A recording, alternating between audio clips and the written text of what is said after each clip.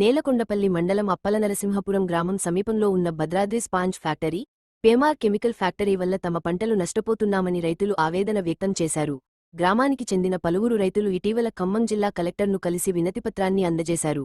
Collector ఆదేశాల మేరకు తహసీల్దార్ మాణిక్రావు, మండల వ్యవసాయ అధికారి రాధా, ఆరోగ్య శాఖ అధికారులు మంగళవారం గ్రామాన్ని సందర్శించారు. స్థానిక గ్రామపంచాయతీ కార్యాలయంలో రైతులతో మాట్లాడారు. రైతుల భూముల పక్కనే ఉన్న ఫ్యాక్టరీల వల్ల మిర్చి, పత్తి పంటలపై దుమ్ము, ధూళి పడుతుందని, వాటివల్ల తన పంటలను తీవ్రంగా నష్టపోతున్నామని తెలిపారు.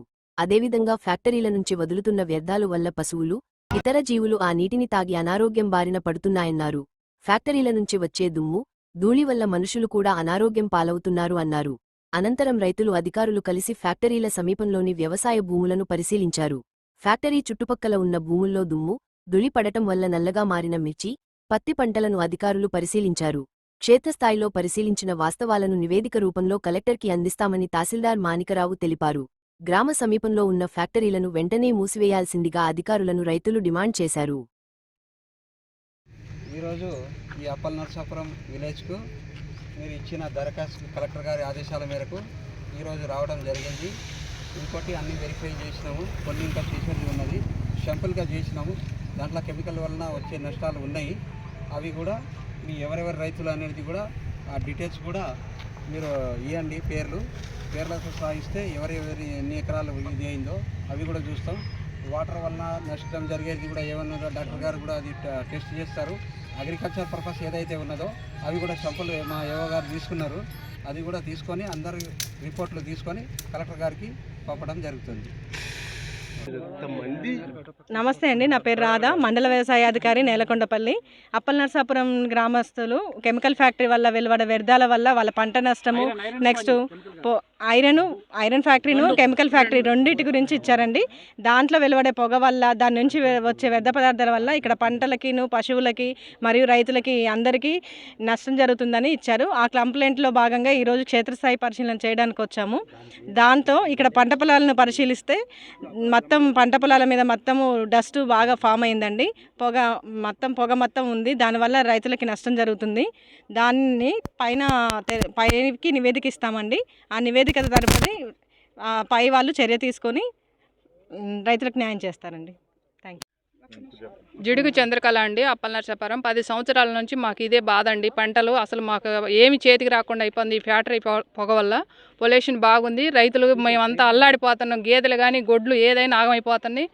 మిర్చి వరకు అసలు ఏమన్నా చేతికి రావట్లే. రైతులు కూలోళ్ళు కూడా కనీసం మేము రామంటే రాము, మాకు వస్తే మాకు ఏమవుతుందని వాళ్ళు భయపడుతున్నారు. మాకు న్యాయం చేయాలని మేము కోరుకుంటున్నామండి. జిడిగి వెంకటనారాయణ, అప్పలనరసాపురం, నేలకొండపల్లి మండలం, ఖమ్మం జిల్లా. మా ఫ్యాక్టరీ దగ్గర భద్రాద్రి స్పాంజ్ ఐరన్ ఫ్యాక్టరీ కట్టారు. గత 10 సంవత్సరాల నుంచి మా పొలాల మీద డస్ట్ పట్టడం, మాకు ఆ డస్ట్ ఐరన్ మొత్తం పడి మా భూములు సర్వనాశనం, కూలిపోతున్నాం. మాకు ఒక కూలోళ్ళు వచ్చేది లేదు. పంట డ్యామేజ్ అవుతుంది. కూలీళ్ళు కానీ ఏరే వాళ్ళు కానీ ఇటంటే పొజిషన్లో వేసేవాళ్ళు లేరు. మొత్తం మిర్చి తోటేసినాం. ఇగో చూడండి, మొత్తం పిందెలు, ఆకులు ఏమీ లేదు. ఇప్పుడు ఎంఆర్ఓ గారు, ఆర్ఏ గారు, మండల ఏఓ గారు మొత్తం వచ్చి టెస్టింగ్ చేశారు. మేము కలెక్టర్ గారికి రిపోర్ట్ ఇచ్చినాం. మరి మా బాధలో మరి రైతు వారిగా వినరో మరి అదంతా ప్రభుత్వం వారు చర్య తీసుకొని ఈ భద్రాద్రి స్పాంజ్ ఐరన్ ఫ్యాక్టరీని ఎమ్మటే దాన్ని మూసేయాలని మేము అందరం రైతు పక్షాన రైతులు అందరం కోరుకుంటున్నాం. మాకు కెమికల్ ఉంది.